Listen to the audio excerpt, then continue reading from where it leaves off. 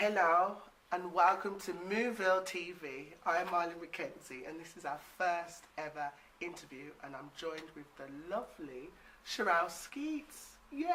Yay, first one! I feel like I need a crowd of people. Yeah, that's when everyone's applauding. I'll put that in there. Yeah. I don't normally sound like this either. I have got a cold, but I'm going to push on because I got a cold from my daughter. As I was saying to Cherrelle, she drank out my drink, and when I drank out the straw, I could taste the salty goodness of her bogey. So for all you mums out there, you understand what I'm saying. So hence why I got a cold. But hey ho, we push through, we push on. So I'm joined with Cherrelle, and this is the kind of first time I'm actually interviewing you. Because we just normally just talk and chat and, you know. Have a cup of tea. Yeah. So, and I know Cherrelle from way back when we did Flying Star. Flying Star. With Pat Dawson, we can't. Love you, Pat. Yeah, we can't leave out Pat Dawson, so we'll tag you in this, Pat. Yeah. We really appreciate that. And from there, we kind of crossed paths a little bit, and then last year I had an event called An Evening with Me, and I asked you to be on the panel. Yeah, International Women's Day. Yes, International Women's Day, 2015. Because we're women. Yes. If you didn't know, you know, I might sound a little bit like a dude, but anyway. But again, we've got it this year, and unfortunately, you can't. I can't be there. I'm working. So this way, I'm going to interview you instead. Yeah. So, but her presence will be there.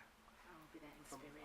So, Cherrelle, what inspired you to become an actress?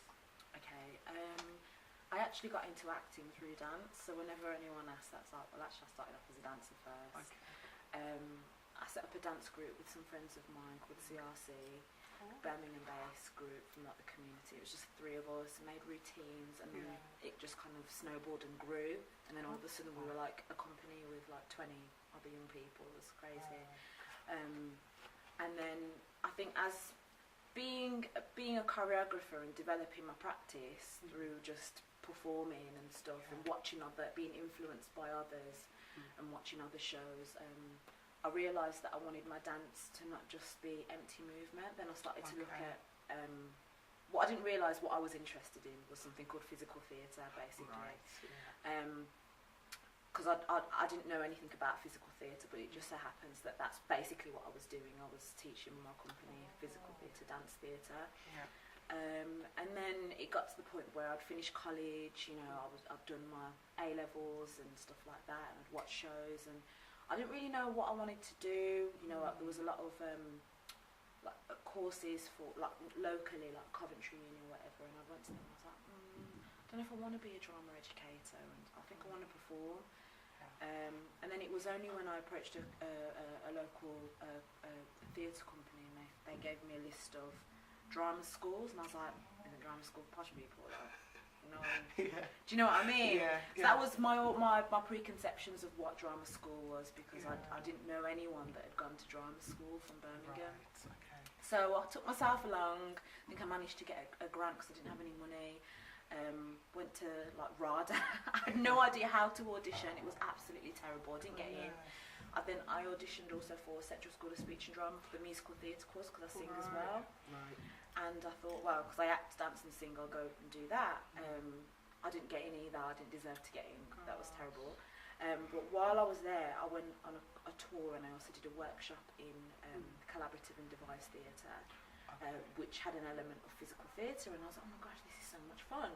And then I remember the workshop, we got to find ways into Shakespeare, but from a very physical way, and I was like, I can do this. Yeah. You know, this is like really fun. So I then auditioned the following year for collaborative and device theatre, got on the course, and then it was from, you know, being at drama school and being exposed to like different literature and being in London, being out, you know, being away from home, you can recreate yourself, I suppose. Yeah, definitely. You know, be whoever it is that you want to be, really.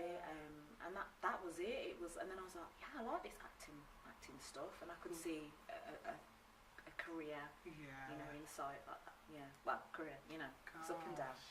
But saying up and down, the next question is like, what challenges have you faced as a performer, as a creator? the hard times when it's quiet. And I mean, I've been really blessed that I've been working continuously since drama school. Yeah. And the battle with yourself when you kind of you're auditioning for things and you're not getting the things that, you know, you've got to have a thick skin. Yeah. And also as well, knowing that you just you have to have a thick skin. You have to kind of be your own best friend, basically. Yeah.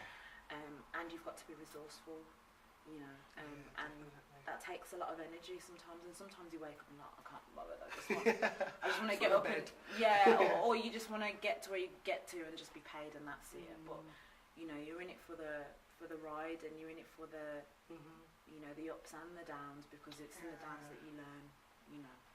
So I'd say that the biggest barrier is yourself, and I'd say finances can be hard as well. Yeah. As within the arts, you go from feast to famine. Yes, very true. Yeah, from, you know, you're there, and then the money's coming in and it's great, but you might not work for another 6 months, so you've got to make that money stretch. And that's it. And people don't understand. They don't understand that. They just see you doing your thing, everything's going right, you know, all the promotion and everything. Yeah. So gotta be resourceful. So that's why I'm a creative hustler. Yes. And while you're hustling, right, where would you see yourself in 5 years' time? I'm going to just keep it to a small 5 years ambition. Yeah. Okay, I would love to have my own production company, creating content in the form of theatre as well as screen as well, and events. I'd also love to be working stateside. You know, and I want to work stateside. I want to work in Birmingham as well as, I mean, already working in Durham. Like doing more screen work. Yeah. And creating my own content, I suppose. Okay. Yeah, and just happy. Just enjoying and loving what you do. Yeah, exactly. And hopefully I'll be better at it by then as well. But you know, you always improve. You're always learning on the job anyway. So. So, for you, what's coming up next? What's next? Secret. So I'll give a clue. I'm doing a show in the West End that starts rehearsals next week.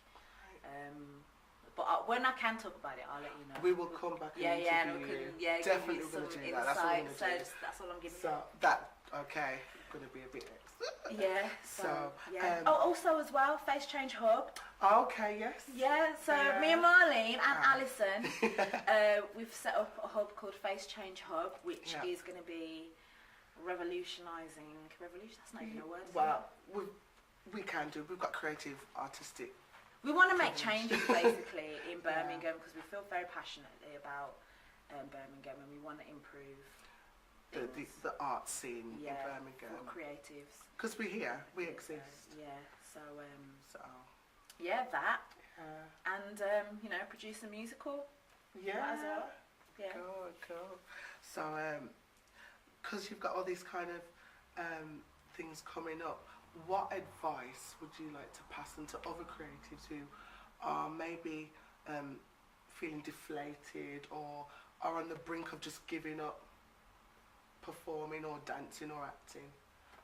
What advice would you give them? Keep moving.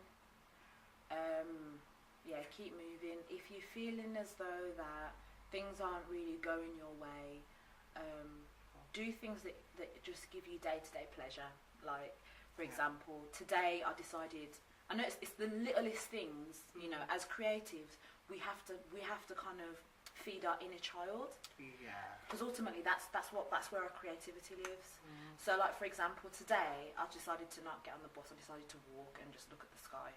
You know what I mean? As corny as that sounds, but that does something inside of you, and whether that makes you then go home and write a poem, and then you want to read it to somebody, and then you share it, and that can create such a massive thing.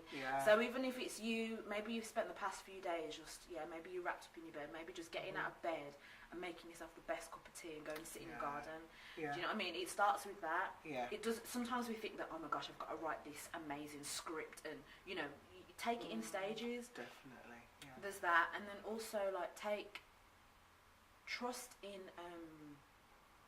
you know, share with people as well. Like you know, you can get inspiration and you know, lean on those people that you have around you if you are in that place. And if you're in a position where you're creating work and you haven't shared it with someone, share your work. Yeah. Share your work. Yeah. Jump, and the net will appear.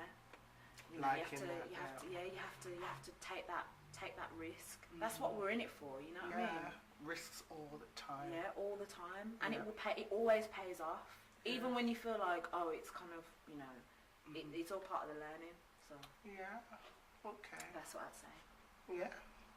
I like the fact the net jump, because we have to, and just you getting out of bed, that's a jump, because you know that you've got something to give. If you visualise it, because you know, if there's no one around you that's been the first to do it, exactly. Yeah. You be the first to do it. Yeah. Do you know what I mean? Yeah.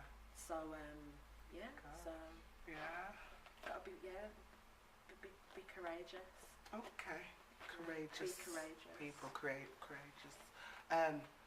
Last but not least, if we would want to get in contact with you, how would we want to follow your journey, or people want to ask you questions?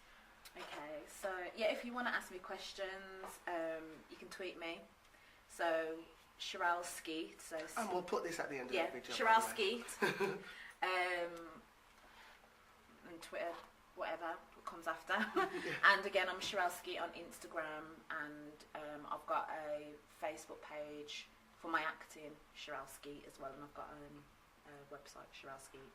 So just keeping it you like... cannot escape Cherrelle. Do you know what I mean? Corporate branding, just putting it out there, it's useful. Just say that. Yeah, Cherrelle Skeete for everything. So yeah. Lovely, and thank you so much. Thanks. You're the first interview, I can say that. So this is Mooville TV. It's exciting. I'm very excited for Marlene right now. Yeah, because we're doing something, you know. I just said, just going on the back of that, if you have a passion, don't think about it, do it.